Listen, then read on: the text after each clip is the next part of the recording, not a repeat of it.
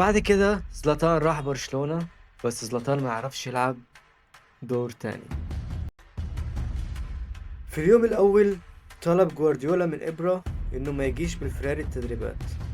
طبعا زلاتان رد بطريقته الخاصة وجاب الفراري وركنها قدام مكتب جوارديولا وقال له: لو أردت إشعال النار فلك هذا.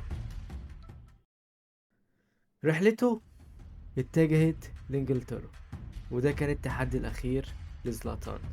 مانشستر يونايتد سن كبير، ناس قالت خلاص، لكن زلاتان ضحك وقال: بطولات، أهداف، شخصية، قائد، يعني الأسطورة. وبعدها جات الإصابة. الرباط الصليبي حاجة بتكسر أي لاعب من لعيبة الكورة، لكن زلاتان قال: الأسود يا صديقي لا تتعافى، فقد الأسود تعود. ورجع اسمه من جديد.